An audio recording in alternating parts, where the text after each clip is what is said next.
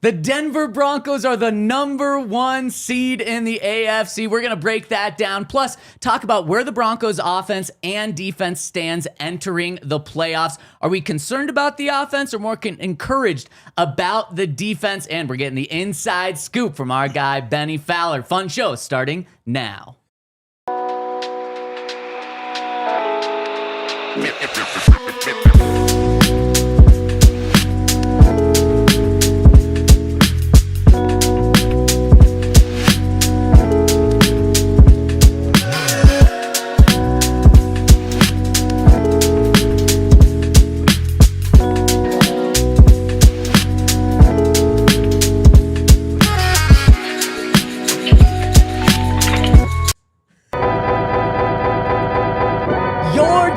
Broncos are the number 1 seed in the AFC, and we are here to celebrate it and break it down on the DNVR Broncos Podcast. We are live from the Toyota Lounge, driven by your local Front Range Toyota stores, and we are presented by Bet365. Shout out to Dion. We love seeing that beautiful face of yours. He is locked and loaded, as you can see. And Bet365, guys, to celebrate the Broncos making the playoffs, they have upped their offer for you. You place a $5 bet after depositing $10, you can get $200 in bonus bets when you sign up. That's $200 in bonus bets when you sign up. Fellas, how are we feeling? This feels not like the traditional Black Mondays that the Broncos have had to deal with over these past 10 years. Yeah, I'm looking around the league and I'm like, man, we went from the first day of the postseason being the first day of the off season for us. Yeah. And it's like, okay, are we going to need a new coach this year, a new GM, a new owner? What are we going to need this year? Like new quarterback for sure. Yeah. What pillars of the franchise are we going to have to replace right now? And then there's supposed to be like another level, which I guess we got last year, which is like, okay, you go straight into a playoff game and you're immediately stressed about the opponent and all that. I'm like, man, we went straight to easy street. Like we're watching everyone else's coaches get fired. We're watching everyone have to worry about game planning this week. And we just get to sit back, relax, enjoy, and extend the season for 2 more whole weeks at least. I'm excited. I think, this is a different position for me to like be watching it and then also talking about the Broncos with you guys. So, yeah, it's really cool to see. Black Monday is, I don't know, it's always a unique time in the NFL. I've been a part of it once, I believe, which was my rookie year here. And we were 12-4. Oh, right. Wow. And John Fox got fired. And I mean, it was unbelievable. Yeah, 13 Pro Bowlers on that team, a team that the year before had just won to the Super Bowl. Peyton Manning, I think, led the league in touchdowns that year, and our coach got fired. Yep. But I had just signed my futures deal, went home. It's like, all right, super excited. Like, where am I going to train in the offseason?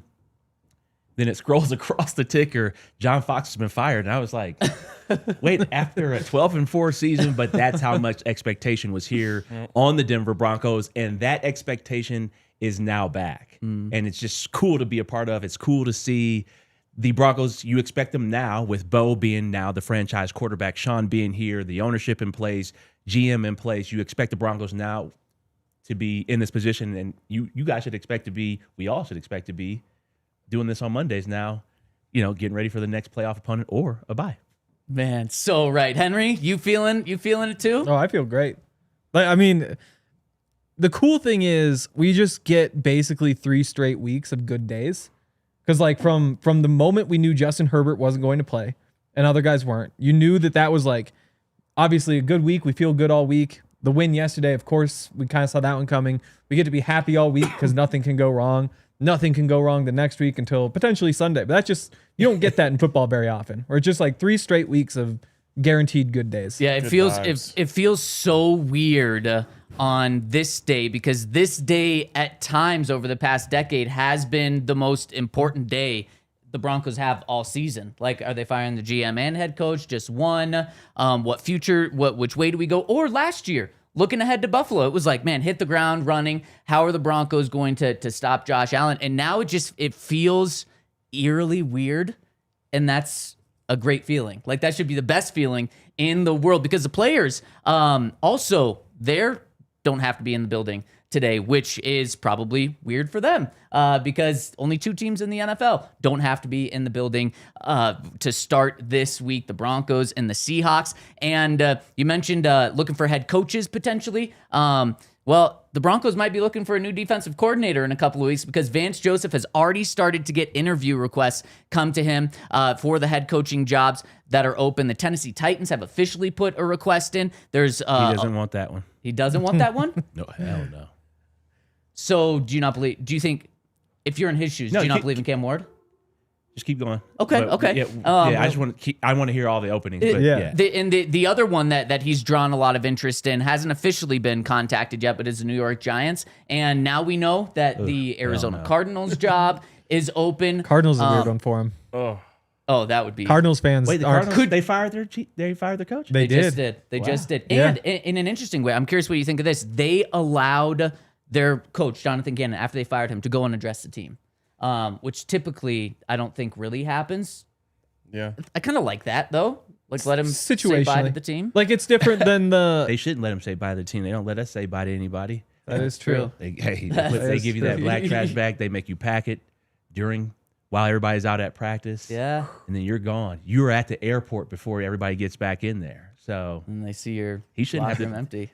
I They didn't win anything. Okay, I like it. I like it. I remember seeing a couple times where like a guy like probably got cut right before practice, so then like we're out at practice, and then like you see him like walk out with his bag, like goes out of the car, and like some of the guys on the practice field are like, "Later, bro. Like, good luck." Lorenzo Doss. Yeah. That happened to Lorenzo Doss maybe in like 2017. Ugh. Like Doss had just kept showing up late to meetings, and they were like, "Bro, like you got to show up talented. and like you got to be on time." Yeah.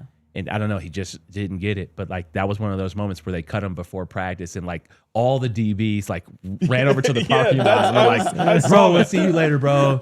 He's like, "Yeah, man, they doing me wrong." No, bro, you're showing up late.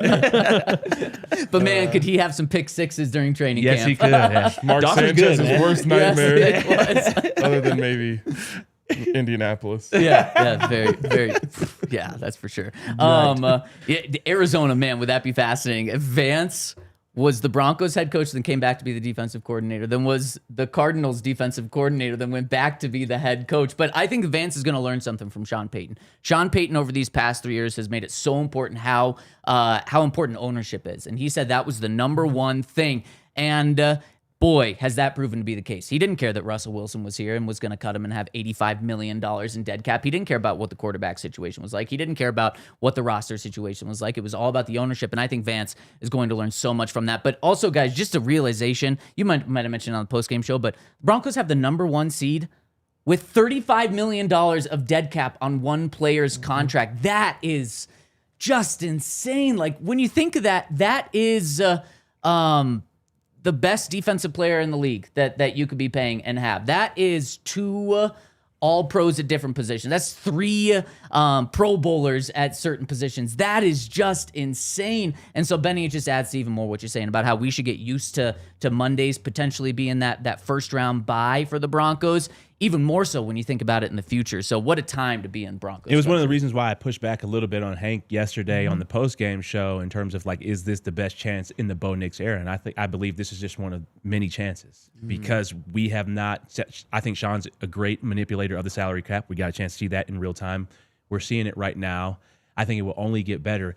I can only imagine the types of players that will now want to come play here because now we can actually spend even more money. Like, just think about, the new people who are in free agency at any position that you can now lure in here because you actually have the cap space to pay. So I think that's what's going to be really exciting. And also, when you watch Bo and you watch the backyard Bo mentality, sometimes as a receiver, you're going to want to come here and play. He also second in the league in passing attempts this year. What receiver wouldn't want to come here? Michael Thomas played in this offense. You've had incredible tight ends like Shockey and what's Jimmy Graham playing this offense. You had Kamara playing this offense. Cortland Sutton's now a Pro Bowler. Look at what a young Pat Bryant is doing.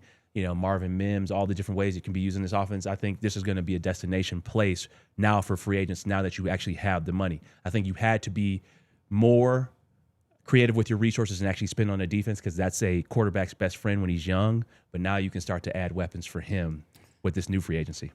And when you say this, Benny, I just think of that's exactly what the Broncos did midway through Peyton Manning's time here. The free agents that they got, Aqib Talib, DeMarcus Ware, those were guys that wanted to come to the Broncos. And then, of course, you also have the TJ Wards, the Emmanuel Sanders. You had so many guys that, of course, the Broncos wanted, but they wanted to come to Denver. And, man, that's what could be on the future for the Broncos in 2 months. And we still got a playoff run to go. Yeah. Because all of this fits into what I've been thinking about a lot last night and this morning as it relates to the Broncos, which is I'm so mad at myself for being mad during the game yesterday. I was mad at you. Because expectations are the thief of joy as a sports fan. And whatever happens this year will set a new bar for expectations for what is supposed to happen every year. And I think like the Nuggets are a perfect example of this. On the journey to winning a championship, they did it.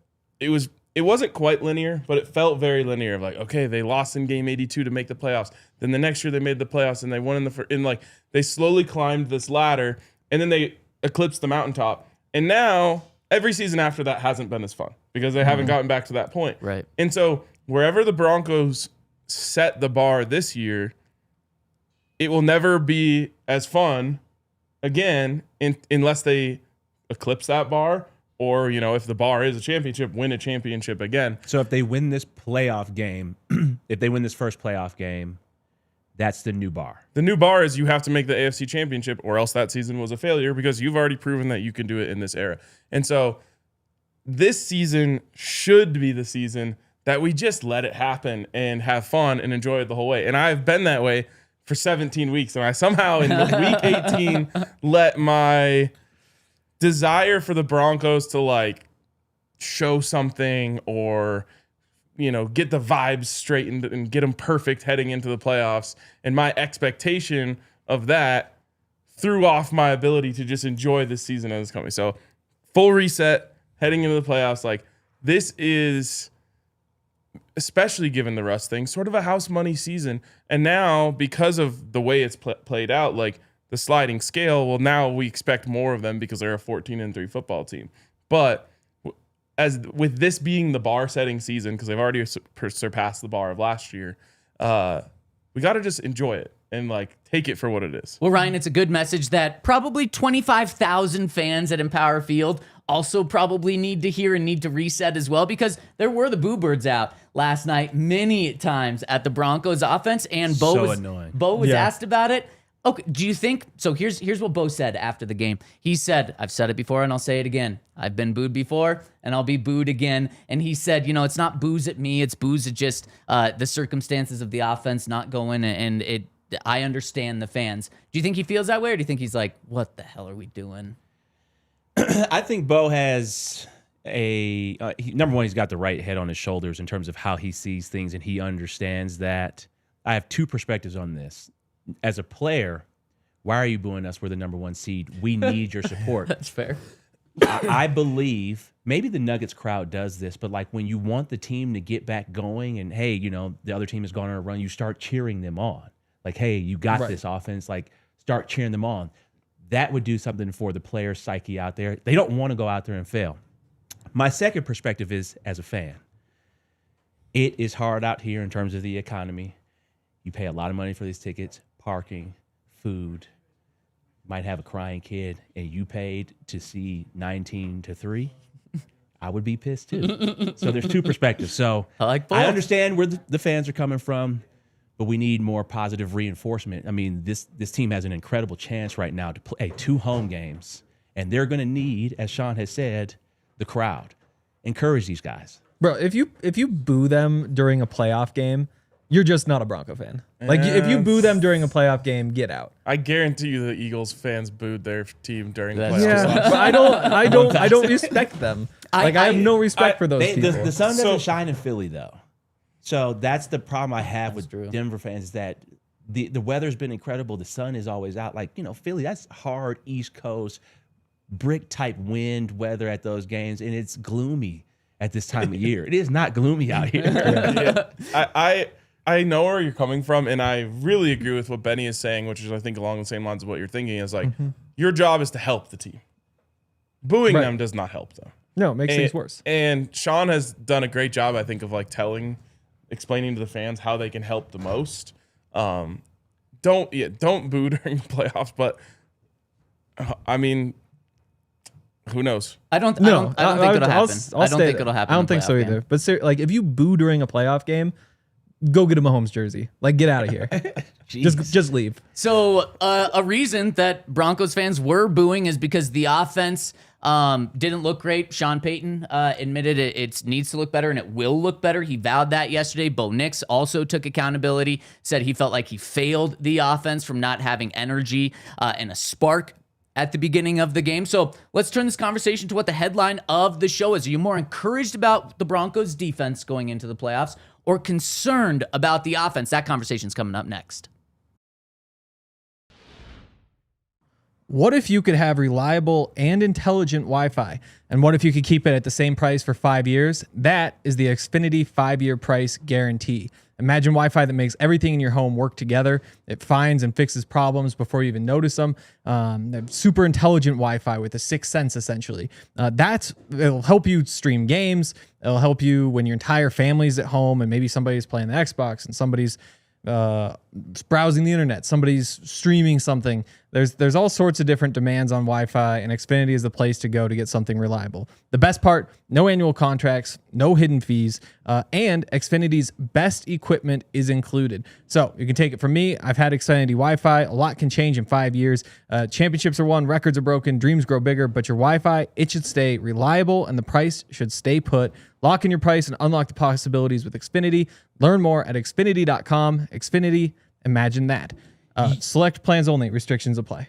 You've heard us talk about Ent Credit Union for a couple of months now and all of the perks that they offer, including game day discounts at Empower Field, the chance to win Broncos tickets, and exclusive merch. Well, they're adding another perk to being a member of Ent Credit Union. You can get $200 when you sign up. That's right. $200 will be dropped right into your account after meeting just a few easy requirements. And the debit cards that come with it, they are so cool. You can rock a Broncos branded one, a Bo Nix one, or the throwback PS2 card that is available right now. It's almost like collectibles, and you get to use it as a credit card. They turn debit cards into cool looking things. And they're all about the Broncos, and we're all about the Broncos. We know you're all about the Broncos. So if you want to be rocking with Ent Credit Union for the playoff push, go to ent.com/DNVR. They're insured by the NCUA. Membership required. Account requires associated Broncos debit card. Requires a $100 deposit and activation of debit card within 30 days of account opening. And shout out to our presenting sponsor, Bet365. Again, they have upped the ante. They're giving you $200 in bonus bets when you place a $5 bet after depositing $200 after depositing $10 after you use that code DNVR365. And oh, by the way, another job that's open, the Las Vegas Raiders. One and done for Pete Carroll. So one and done. What? Who could have seen this coming?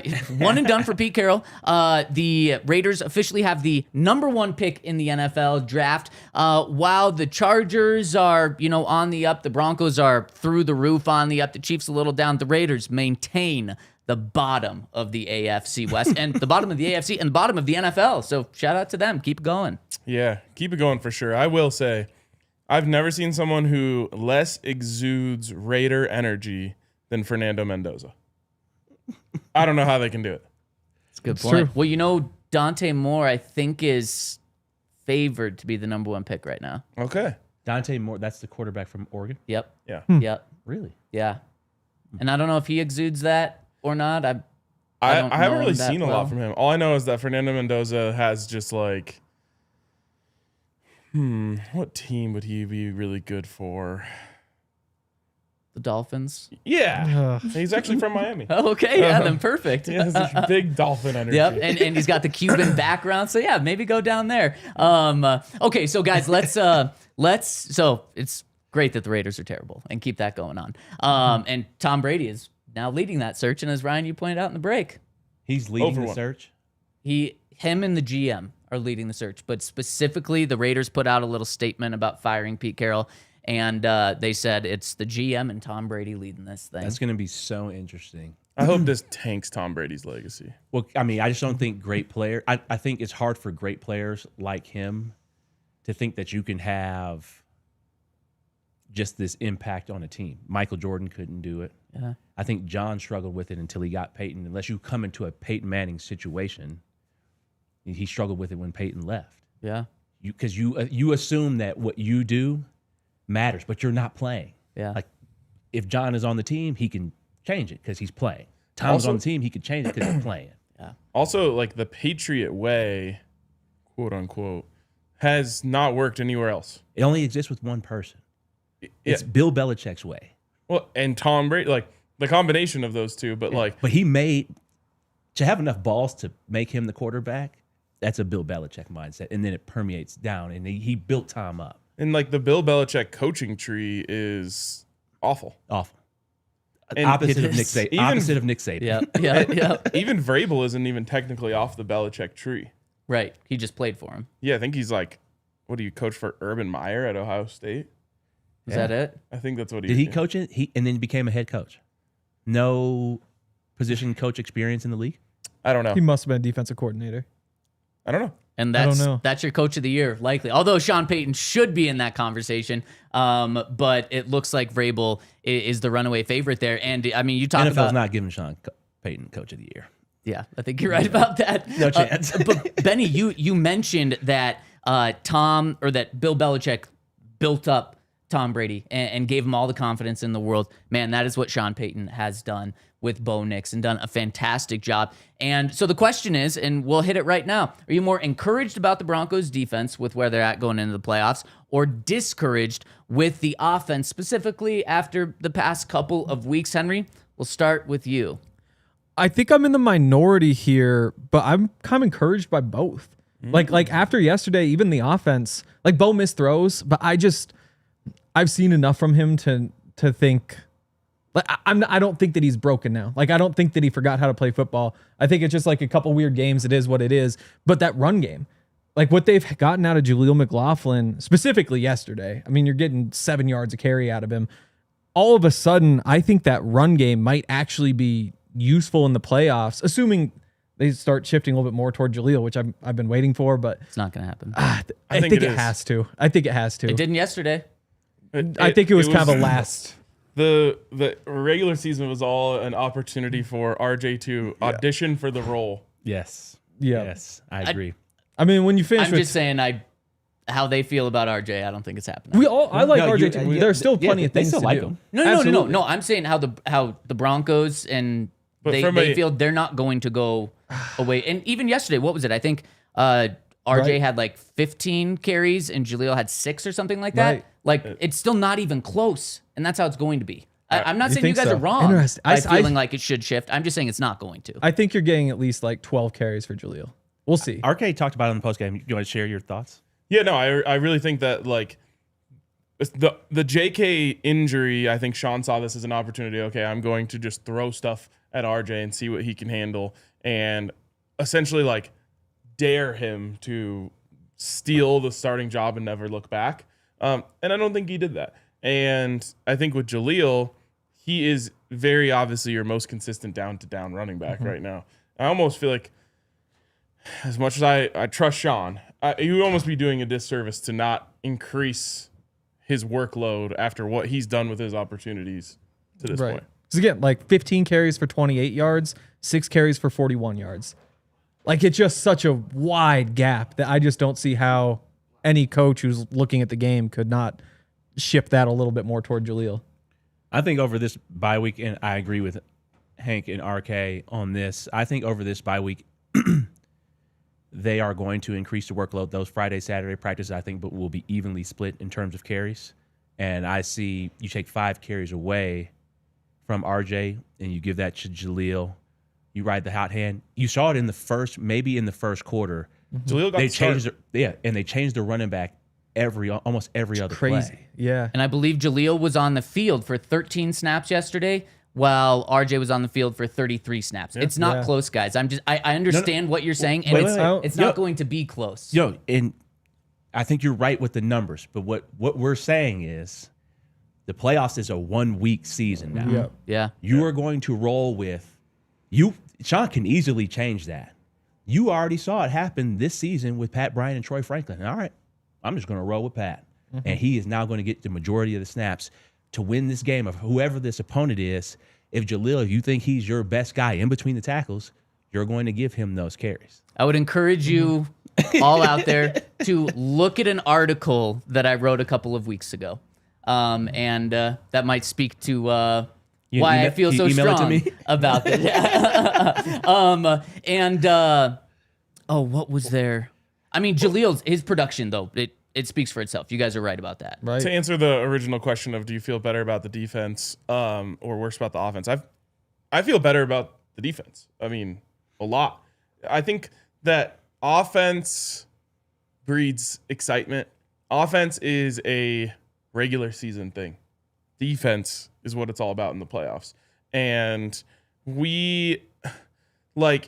if the reverse were true and the Broncos won 38-35 yesterday, I think I would feel way different. Like, hey, this defense is going to have to play much better offenses in the coming weeks. They're going to have to get stops. Like, no, the defense has been great for the last 2 weeks. Now, they haven't been tested by a real quarterback for the last 2 weeks, but they've got their rhythm. That is going to be such an advantage for this team who is playing at home. So they're going to have a raucous crowd on their side. They're going to make it a living hell for whoever comes in here. The defense is going to ride that momentum. I would much rather feel great about the defense right now than the offense. The offense, I'm choosing to believe that Sean Payton is holding back and was holding back for the last 2 weeks, not wanting to unveil anything that he doesn't have to. Very, very fair. Benny, I'll let you give your answer on this. More concerned about the offense, just based off of the offensive line protection yesterday. Not necessarily Bo's play. I think it was a vanilla game plan. I didn't think they tried to put anything out there to try to beat the Chargers in Week 18. I think they knew they were more talented. I think they had. And once they saw Justin Herbert wasn't playing, they adjusted the game plan and moved forward. But the offensive line, and Bo was running for his life. I mean, how many times did he have to pirouette out of the pocket yesterday because there was an unblocked guy? That's bad. That, to me, is very concerning. And then Hank, on the postgame show, pointed out, isn't it Tier Tart? He did to him. I mean, just abusing the interior of the offensive line. I think that is what is really concerning. Also concerning to me, regardless of, hey, how were you trying to beat the Chargers? Cortland Sutton only having 2 targets, concerning to me. His first catch was midway through the third. Troy Franklin, only 1 catch, very concerning to me. Marvin Mims, 3 targets, 2 catches for 10 yards. These are our explosive playmakers. Hey, and I'm a Pat Bryant guy. Believe in him, tremendous talent. But those targets need to go to your number 1 and your number 2. Now, if he's your number 2, great. But I want to see, I expected to see Cortland Sutton have more targets yesterday and more opportunities, regardless of who's out there or how you're trying to win. So I am more concerned about the offense. Defense is championship caliber. Special teams is going to make their play. I'm not concerned about Bo, but overall, and what I saw from the offensive line and the lack of targets to your number 1 playmakers, to me, is very concerning. Yeah, Cortland Sutton has to be more involved in any playoff game, specifically this first one. It's like going into a game and like, we're not going to throw it to DT. Yeah. We're going to throw it to him on every drive. Yeah, exactly. Yeah, start the game off with that. And I'm more encouraged by the defense because, one, the defense had that championship formula yesterday with getting the takeaways. That's going to be key to continue going into the playoffs. And one thing, Benny, I completely agree with you. The offensive line was really bad yesterday. I think that's more uncharacteristic of them, and hopefully you get Wattenberg back for the Broncos' second playoff game, which I think would be big for them as well. But the offensive line has been a lot better than what they were yesterday. So I'm going to say that was a little bit of an anomaly. And then the other thing, guys, Bo has proven to us this year that he is best in clutch situations, in the most pressure-packed situations. Well, you know what? He hasn't been in a pressure-packed situation the last 3 weeks. Broncos are getting blown out by the Jags. That wasn't really pressure-packed. Against the Chiefs, never really a pressure situation for Bo, and when there was maybe a tiny bit, he came through with that touchdown to RJ Harvey yesterday. There was no real pressure on Bo. I mean, the Broncos, while it felt like not a great dominant win. They won by 16 points. Bo was never in that position, and he's going to be in that position in the playoffs. Trey very Lance most is likely. Not good. 100%. At all. Very, very bad. All. But I just think that's what's going to make me feel more comfortable is when Bo's actually in those situations. You've got a playoff game tomorrow. Your quarterbacks are all injured. You can sign Chris Oladokin or Trey Lance to start that game. Who are you Oladokin. picking? Yeah, Yeah, Oladokin. it is a lot. Well, RK and Hank, when we were watching on the watch along, I mean, I started to feel bad for him because, I mean, he was missing throws by 10, 15 yards. Yeah. You can't, he's more talented than Oladokin, but, bro, you can't miss. You can't just keep throwing the ball out of bounds. No, That was like, ridiculous.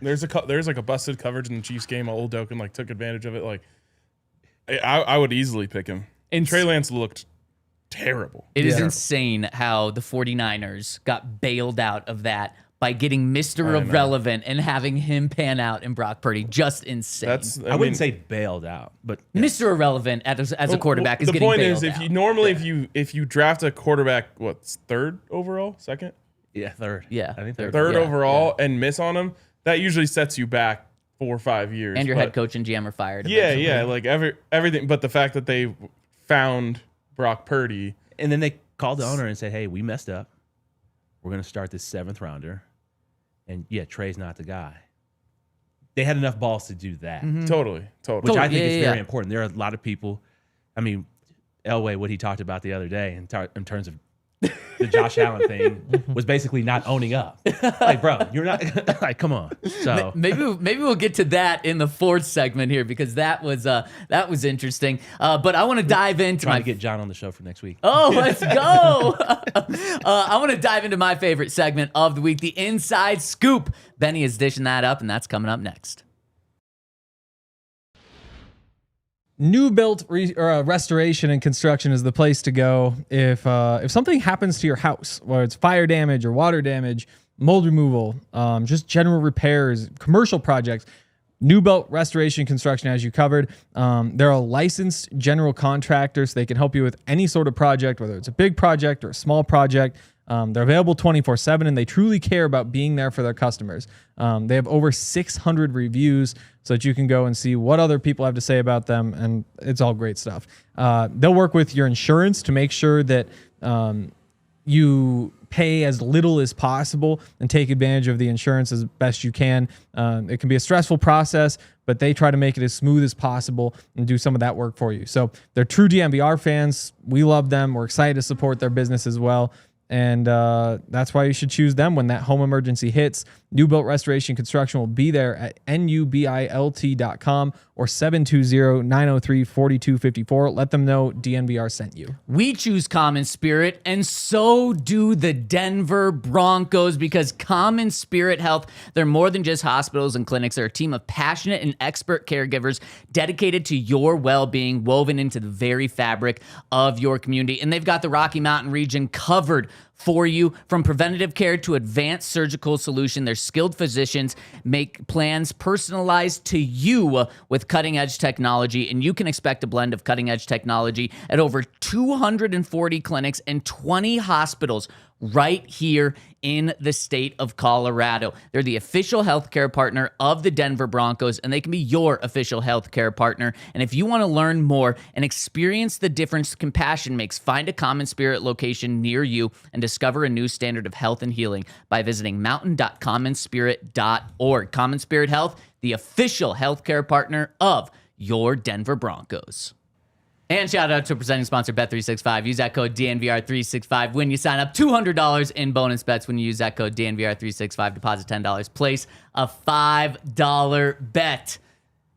And let's dive in to the Inside Scoop, which is, of course, presented by our friends over at Ent Credit Union. So make sure to check them out. Get the Broncos debit card right now, and let's dive into the Inside Scoop, powered by Ent Credit Union. Go to ent.com/DNVR. That's ent.com/DNVR and sign up for Broncos checking today. Ent Credit Union, insured by NCUA. Membership required. APY account requires associated Ent Broncos debit card. Benny, take it away. Yeah, so we're not going to look at anything from yesterday's tape. Obviously, offensively, it wasn't the best game, but also if I think about it and I can put myself in the shoes of if the Broncos players were in the facility today, and getting ready for a playoff game this upcoming week, they actually wouldn't watch yesterday's film. Probably the offensive line would watch the film just in terms of the pressures and understanding, hey, what blitzes beat us and how do we get beat in terms of protection. But the skill players, the quarterback, to me, would not be watching it. And that's why I want to talk about just the gotta-have-it situations, the situational awareness, and why I think the Broncos can win and go on a Super Bowl run this year is because of, number one, Sean Payton. In his gotta-have-it situations, he gets in his bag. You saw it throughout the entire year. Also in the gotta-have-it situations, it wasn't just his play calling. It was the players making plays. And I want to start with the early game against Philadelphia. You have the 2-point conversion right here. This is a great play by Sean. You are not thinking sprint out right, and you're not thinking that Troy Franklin is actually going to sprint on a beeline quick out route to the pylon. And that's why Sean is so dynamic. And I think why we think us three right here, believe that Jaleel is going to get more carries is because that's not what the other team will be expecting. And that Sean and RK are, they're simpatico. So I'm gonna roll with RK on this. But you see it right here. Wait for the Adam Prentice boost in carries. Troy's got this tight split right here. Got man-to-man coverage. Sprint out right here. Beats the defender. Bo makes an on-time throw straight to the front pylon, and they score right here. This was a game where the Broncos had to come back. Came back in the fourth quarter. You needed every play in every situation. You need to be ready for all these things. And Sean talked about in this game that he had 3 or 4 plays that he did not dial up. And this is a team that you could see in the Super Bowl. So I believe, you have to be able to beat a Vic Fangio type of defense. You have to be able to make these plays. And Troy Franklin made a play right here in this game. This is a season-changing play right here. Yeah. It changed, completely invigorated that team that day. They got that win, and it set them off and running. 100%. You love to see it right there. Touchdown. You love to see your boys getting excited right here. Bo with a little bit of fadeaway right here because he's got so much swagger. So that's what you love to see out of your franchise quarterback. Here we got Houston, and this is the RJ Harvey touchdown. You talk about, Zac talks about him not coming off the field at all, and this is one of the reasons why is because RJ is so dynamic in the passing and running game. This is a team that you could also see in the playoffs, and you love Sean's design right here. Usually you have a choice route where you can break out, you could break in. RJ has that type of dynamic ability right here. He does a little stutter and is able to get past a defender for a touchdown. This is, going back to all of the things that make you successful in the playoffs is situational awareness, getting the right matchups. Matchups is everything in the NFL, and especially in the playoffs. And Sean knows how to find those matchups and opportunities and take advantage of them.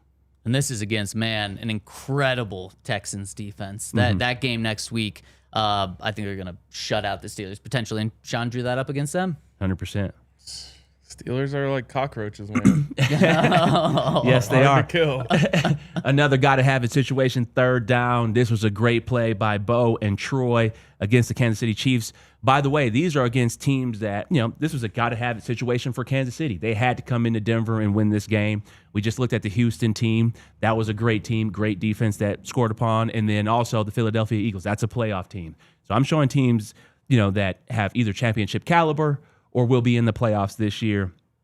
And you love to see Troy beat his man right here. You get man-to-man, and Bo makes an incredible throw right here, a back shoulder on a corner route. Troy goes up with his hands, super confident. He's somebody that I think is going to be an X factor in the playoffs because of his dynamic speed and ability to separate. And what an incredible jump for him this year in terms of his play. Rookie year, struggled with some drops, struggled with some consistency, couldn't really get him on the field. And he made a huge jump into year 2 and became a go-to target for Bo throughout the entire year. Well, and Benny, you mentioned him taking a big jump in the playoffs. That's exactly what he did for the Broncos last playoffs. And after a disappointing regular season, boy, did he cap it off with that playoff game. Of course, scored the only touchdown for the Broncos in that one. Absolutely. Wish I could bottle that feeling I had in that moment. 7-0. Oh, my goodness. And I had Troy Franklin first touchdown. Ryan, I think oh, wow, that's incredible. Really? Yeah. Ryan, Wow. I think there's going to be better moments to bottle in the coming weeks. Yes, absolutely. Situational awareness coming back right here. I think the Broncos are up 1 point right here, but this is a 4th and 2 or a 3rd and 2, and you have Cortland out wide right here, 1-on-1. This is your guy in the postseason. When you need a big play, he's a Pro Bowler this year. He's been the most consistent receiver throughout the entire year for the Broncos, and you got a chance to see it against Green Bay right here. He's even with the defender, and anytime you see this, anytime Bo saw this year, I think it was probably 90% where Cortland was coming down with the catch on a go ball, and you just love to see that right there. And that's what it's about. How efficient are you on third downs? You got to have it on fourth downs, 2-point conversions. Your players got to make plays, and that's what you need to see right there. And Mile High and Broncos Country needs to bring that energy. So those are the plays that I want to show. And then also, I think this is also one of the keys. This is a first down. This is not a got-to-have-it situation. Or I guess it is a got-to-have-it situation, but I think another key for the Broncos in terms of winning in the playoffs is this guy using his legs. And I think it's a design quarterback run. It's hard to imagine right here when you're looking at this and with the play being stopped that Bo is going to score on this play. Yeah. But that's how dynamic of a runner he is when he has the ball in his hands. And not many players or quarterbacks in this league can score on a touchdown with a drop zone like this. And Bo is able to make this play. He's still going to score on this play, and it doesn't look at all like there's any opportunity for him to score. No. And he ends up in the end zone because he has the vision, and it's all about team. This team has an incredible culture. They play for one another, and that's what it's going to take for these guys to win in the playoffs. And I think one aspect that we kind of saw yesterday, but not by design, was Bo using his legs. I think that's going to be something that Sean Payton unleashes in the playoffs. And man, just yesterday when he takes off down the sideline, it looks like he's going to be pushed out of bounds, and he keeps going. And I know he did step out of bounds, but man, I think those are the type of runs that we could see that just open up the offense even more because he's such a dangerous runner. He really is. I thought yesterday was the fastest he's ever looked to me. Yeah. I was like, what got into him today? He was flying out there. And unfortunately, he had to use his legs more than I would have liked because the offensive line was collapsing. Felt like every play.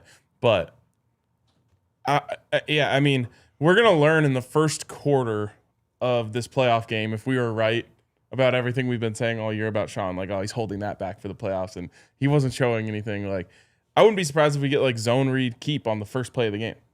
Because now you've just told that edge for the whole game, you have to be aware of this. You're going to have to sit back and while Jaleel racks up all these carries, you're going to have to be worried about Bo. You guys have been saying it for weeks, and it still hasn't happened. What were we saying, though?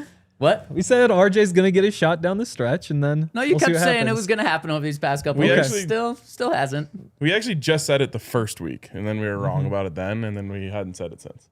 You didn't trust me that first week. Maybe you should trust me now. Maybe. Yeah. So one other thing with Bo, can we start throwing the flags when he gets hit late? Happened twice yesterday. Once on the sideline, once when he slides. Yeah. No, other quarterbacks get it. Other quarterbacks are getting it. He should get that. He should get that. Remember the CJ Stroud You need hit? to stop it. He should get it. He didn't even fall. You got to sell it, number one. Didn't fall, and you're talking about when Tart pushed him out of bounds on the sideline. Yep. And then the other one, that wasn't a helmet-to-helmet hit. That was a fine hit. But if you're sliding, if you're giving yourself up, The Bang, CJ bang. Stroud play was It's all just closer. about how it looks. Yeah. if they're throwing it for other guys, Bo's Bo's a Are playoff they, quarterback. Playoff quarterbacks get these calls. Yeah. I don't know. Wait. And Bo's also, I would say, the reason it's hard for him to sell the call because he's actually really strong when he runs. Mm-hmm. CJ Stroud's a little bit more frail, so when you talk about that hit, looks a little bit more scary. They picked Bo's up the actually flag kind on of that. broad. Right. That wasn't and even he's a not. flag. And Bo's not a flopper, bro. I'm not telling Bo to flop. I am. I'm saying Well, then he's not going to get the call if he can't. He doesn't flop. I'm saying give him Haven't give him the same whistle that the other superstar quarterbacks get. The other superstar quarterbacks flop. They're a little bit softer. Bo's not soft. I like that about Bo. SGA flopped his way to an MVP and a championship. Yep. So you're saying do it? Flop more. Guys, there's one more thing that we haven't discussed today when talking about the dynamic with Jaleel and RJ, and it's a very important thing to bring up. So I want to do that, and that's coming up next. Shout out to our friends over at Strawberry Fields. Wherever you are across the state of Colorado, there's a good chance that Strawberry Fields is nearby. They've got locations in Denver, Pueblo, Trinidad, and Downeyville, which is right next to I-70 when you're going up to the mountains. It's super convenient. There's a Strawberry Fields, probably wherever you're trying to drive. So check out their online menu and payment options so you can skip the line, get in and out fast, or get straight back to your couch even faster. Strawberry Fields carries a huge range of products: premium flour, vaporizers, edibles, infused drinks, tinctures, concentrates, topicals, you name it, they've got it. And their bud tenders actually know their stuff. They're great at helping you find exactly what you're looking for. So they've got different deals every day. They've got high quality products, so you don't have to spend too much to get them. And if you sign up for their loyalty program, you'll get exclusive offers right away. Don't forget, use the code DNVR for 25% off your entire purchase from now until 2026. Must be 21 or older with a valid ID to purchase. More info at strawberryfieldscannabis.com. And on your way home from visiting Strawberry Fields, you're definitely going to want to stop by Taco Bell, where they've got the best food out there, including right now you need to get the quesarito because it's back for a limited time. And not only is the quesarito a delicious burrito that is wrapped in a quesadilla, it is also iconic because it was on the screen when Jokic was drafted by the Nuggets. And so we're getting a big push to have Jokic get it. He's wearing some Taco Bell merch, and you've got to get in on the quesarito right now, too. Only here for a limited time, and everything Taco Bell does absolutely slams. So you're going to want to get the quesarito. Now, also, I mean, you can never go wrong with the Crunchwrap Supreme. That's my personal favorite. And they have so many different delicious items. But right now, you got to get the quesarito. And when you do, send us a picture of it and how much you like it. And of course, the Buffs boxes are sold out, but they want to know who you want on the Buffs box on their collectible cups for the 2026 football season.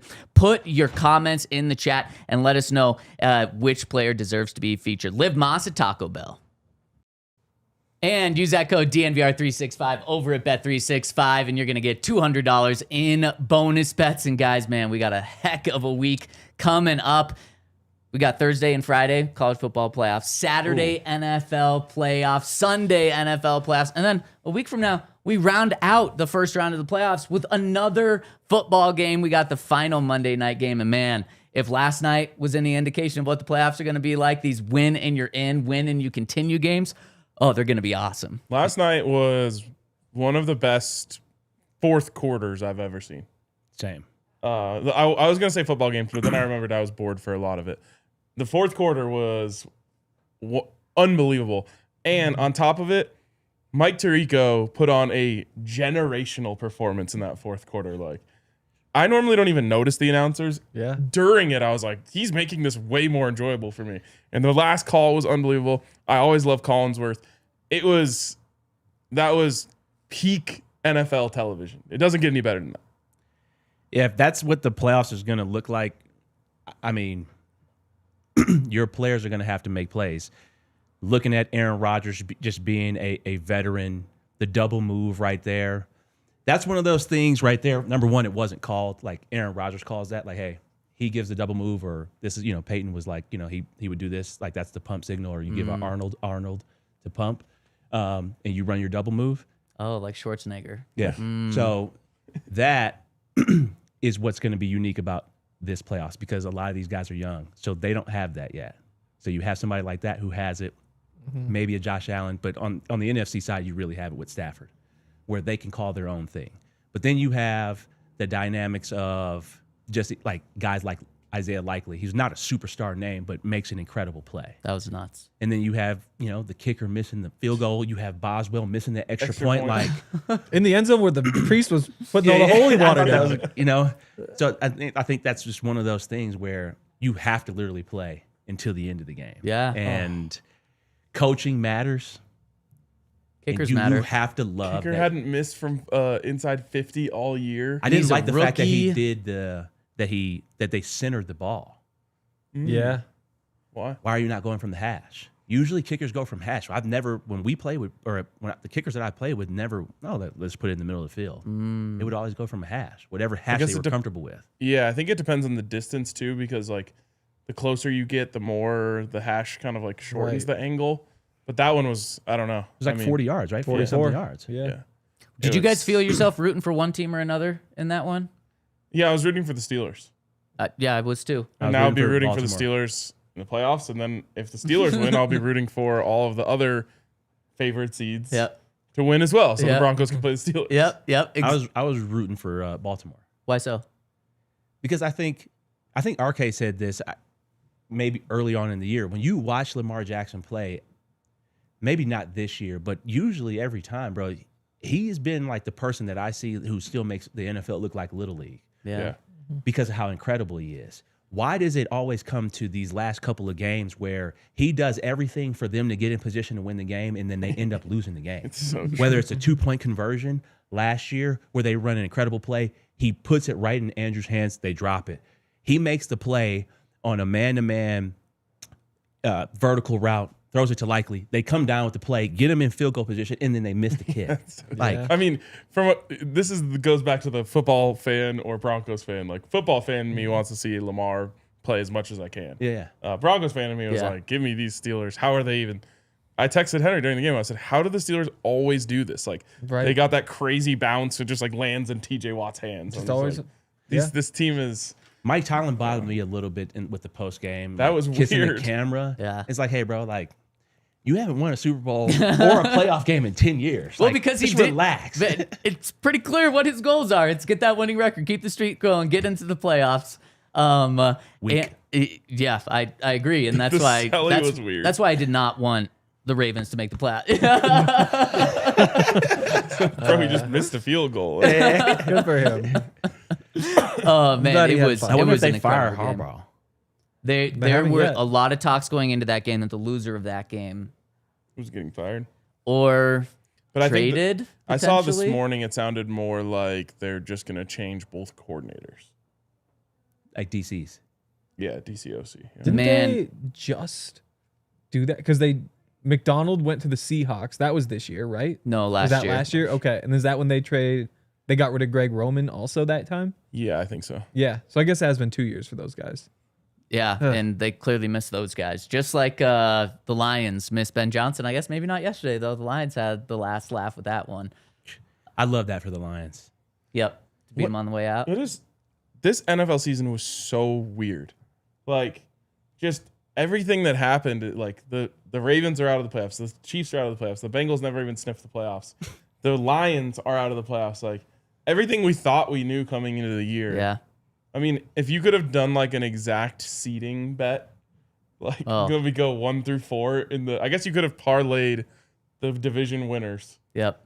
That would have gone insane. And then if you also said that Joe Burrow, Patrick Mahomes, and Lamar Jackson are going to be out of the playoffs. Yeah, and you could have bet that too. You probably could have parlayed all of that stuff. Oh my gosh. And that's why it's such a great spot for the Broncos right now. It's open. It's wide open. The Chiefs thing, I think, is a little bit different. Like, they weren't playing well at all. So, like, I wouldn't have bet on that. But, like, Lamar and Joe Burrow, like, they were injured. They both missed 4 or 5 games. I mean, the Patrick Bills Mahomes- were the Bills were at risk of missing the playoffs at one point. Yeah. Yeah.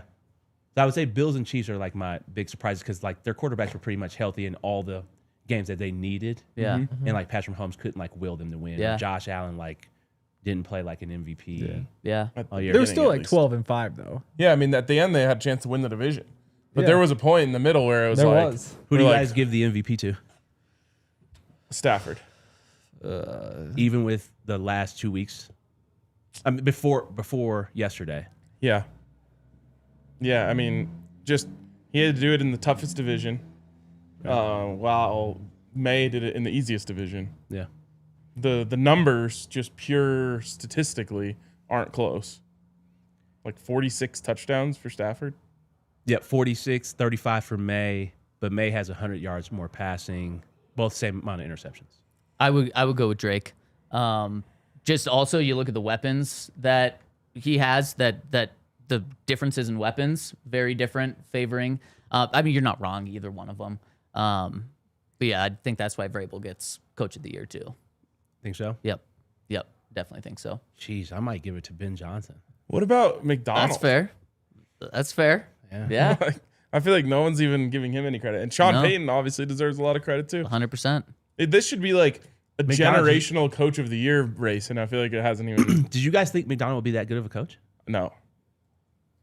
I also didn't I think. didn't even know anything about him. I didn't think Sam Darnold could do it back-to-back years. Yeah. First I thought that quarterback. was a classic one and done. First quarterback to ever do that with two different teams. Obviously, I mean, what unique circumstances does a team let a quarterback that just won 14 games go, and then he goes to another team and does it? Incredible. So let's No, wrap. it's not only the first to do it back-to-back season. Isn't he one of 4 quarterbacks to ever have 2 14-win 5. seasons? Yeah. Joe Montana, Patrick Mahomes, Peyton Manning, Tom Brady. Tom Brady. How do you forget Tom Brady? Sam Darnold. Sam Darnold. Just incredible. And Brady's the only one who did it back to back. And I love that Sam Darnold lived up to a big game because he had that against him. And now it's not the biggest game. There's going to be bigger games to come, in the words of Sean Payton. Yes, but there will be. But yeah. that was a big game. I still don't believe in him. And that's fair. That's fair. I'm happy that he got that, though. Yeah. Okay, so hit us with a thumbs up. We really appreciate it. Drop your super chats in, and we'll hit those right before we end the show. But, guys, one more thing that we haven't mentioned today, at least. I know we talked about it yesterday on the post-game show. J.K. Dobbins, guys, that's the X factor in this running game. Man, if he can be back sooner than later, that's going to mean the biggest difference. And we're hearing some reports that Sean Payton believes that J.K. could be back by the AFC Championship game.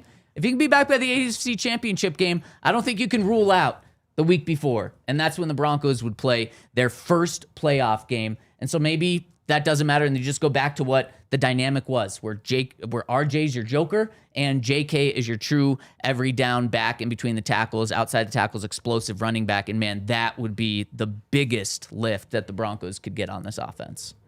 It'd be huge. Oh, yeah. I mean, he's their best player on offense. And it's him and it's Quinn Cortland. and Bowles. I'd like, they're guys in an all-pro type tier. And I love Court, though. I think that's where, like, you get him back, all of a sudden, you might have the best run game in the AFC. It'd be them and the Bills, right? Bills, yeah. Yeah. If he's back and was the same guy that he was. True. You do have to assume that. Hasn't even practiced yet. He hasn't even put on his helmet yet. No. I don't even know. Like, It's just all buzz. even if he was healthy to play next week, I wouldn't play him. Even though it's playoffs. Wouldn't do it. For what reason? Our offense post-bye has been without J.K. Dobbins, correct? Yeah. Looks pretty good. I just don't want to get into a situation where you got now 3 backs. You're already having a hard time getting the ball to all your playmakers. Like I said, Cortland Sutton just had 2 targets in this game. Troy Franklin, like, adding another weapon like that, I don't know. What if it was Cortland? What if Cortland had missed since the bye and was coming back? Is a receiver. I think it's different. You know, that you got 3 receivers on the field at one time, 2 to 3 on the field at one time. There's only 1 running back. These guys already have a rhythm. I like the fact that RJ and Jaleel know what their role is. To add a 3rd back, who is now on the field? You can And take who either off. And who are you taking off the field? JK has this dynamic of making people miss what you love. I just don't trust somebody who hasn't ran or cut on a foot injury for the divisional and the AFC championship. I just don't know where that comes into play to give somebody, because if JK comes back to me and I'm Sean Payton or the offense coordinator, or how I'm thinking as a teammate of his, is that we're about to give the ball to him 18 to 20 times. We're not going to dress him to give him the ball 4 times. Agreed. Yeah.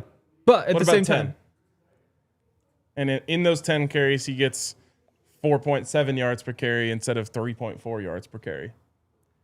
I just don't think what we saw earlier in the season, I don't think they dressed him to give him the ball 10 times. They dressed him to be a bell cow back. I agree. yeah. I would love if the he gets morale and hurt, swagger too. But again, long term, if he comes back, if he gets hurt, it doesn't really change anything for the Broncos. You know, he's a free agent. Like, there's no risk to me from a Broncos perspective. But if he gets hurt during that game and it's the first half, Right. and you didn't dress a running back, Didn't dress Jaleel. you're screwed. yeah, you probably do have to dress Jaleel still. You can't dress 4 backs. Right, but in that case, you have to find something else. Maybe you don't dress Bidet's your best Bidet. blocker on 3rd down. Maybe you go Prentice there. Have him split that. But I think there's a way. I mean, like I said, I think J.K. Dobbins is the both.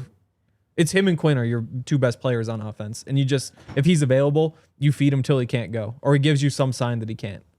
I see both sides of this. I don't think the Broncos are going to try to rush him back for the divisional. And I think you're right. If he comes back for the AFC Championship game, they're bringing him in to be the feature back. I would rather him, if you know that he's healthy, I would play him in the Super Bowl. I wouldn't play him in the AFC Championship game. I play him the day he's healthy. I think that's where I stand. I think we're already seeing Sean kind of try to push the timeline up and rush him back. Maybe those aren't the words Sean would use, but I think we're already seeing that with these reports come out. It goes to what Henry's saying is, as dark as it sounds, the Broncos have no commitment to JK's future. Yeah. And what JK probably wants is to say, look, I'm a good running back, so somebody give me more than the vet minimum this offseason. No Really chance. quick, we're going to hit these super chats in overtime. Go to thednvr.com to finish the conversation. And we certainly know this conversation is going to continue as the weeks get closer to JK's return. And let's hit these super chats. We got one coming in from Hayden6654 who says, so many coaches fired, feels good to not be there. Yeah, the quiet of today in Broncos country is amazing. Yeah, we were talking about that a year ago. This is back-to-back. Yep. Very quiet off season. Yep. And what Benny's telling us is get used to this. Beginnings get used of to the this. off season for some team. And I love it. Wyoming Cowboy rounds us out and says, what a great Should I take it? yeah. What's up, bro? Hey, you wanna hop on in 5 minutes? Well, look at this. Benny getting No. Keep talking. okay. We got one coming from Wyoming Bronco says, what a great season would the coaching staff typically do, or what would the coaching staff typically do during a bye week, Monday through Thursday, then after? Benny, what's the coaching staff doing on the bye week? They're already watching film. That's what I was going to ask. Is does Sean Sean's not doing anything. Sean is reflecting, resetting. You got your quality control guys, guys like Todd, who are now looking at who are the three potential teams that you're going to play, top clips, how they score touchdowns if you're watching defense, best in all coverages, and you're just kind of just looking at that initial. Right. Is David Shaw still on the staff? No, I saw him on someone else's sideline recently. He's with the Lions. There we go. Yeah, but so like last year, basically his job was to be the advanced scout. And so he gets to live in California and he just looks at what's coming 4 weeks down the road. And it's just gives them like a notebook of like what to start with. Yeah. And so then I guess you split everybody into 4 groups and Sean strikes me as the guy, like maybe it's not today, but he's like, I know what's gonna happen. We're gonna be playing this team. And I'm going to just get a little advanced scouting of myself. Like he might, I don't know if this is the one, but he might just think like, wow, Chargers are the worst possible matchup for the Patriots. We're playing the Chargers. He might have thought that before they even went into yesterday's game, which is another reason why he went vanilla. And I have a feeling that he's like, that's his way of betting on the games. Is he's like, I'm going to bet with my time. Yeah. I'm going to spend an extra hour on the Chargers every day because I think that's who's coming here. That's who he thought. Yep. And let's take a bigger look at the playoff picture and where things stand and maybe what the Broncos want tomorrow on the show. Make sure to tune in. Who's on the phone, Benny? Talanoa. He's gonna come on Broncos X's and O's. I want to. There we go. Let's go. Hear what he has to say about the 1 seed. Obviously, he's been all the way as a player. What's his message to the young guys? How's he feeling? I feel like he's played at an all-pro level. So yep. So you got to tune in to Broncos X's and O's. I texted him at like 5 o'clock this morning. Like, hey, bro, would you join the show? Because they got the day off. Yep. And since we were been on the show, I didn't respond or see his text, so he called me. That is dope. So make sure to tune in to Broncos X's and O's. Shout out to Benny for the inside scoop. Shout out to RK, Henry, and Dion for rocking and rolling with me today. That's going to do it. Hit us with a thumbs up. We will see you tomorrow at noon to continue on this bye week. God bless. We all silly like the mayor.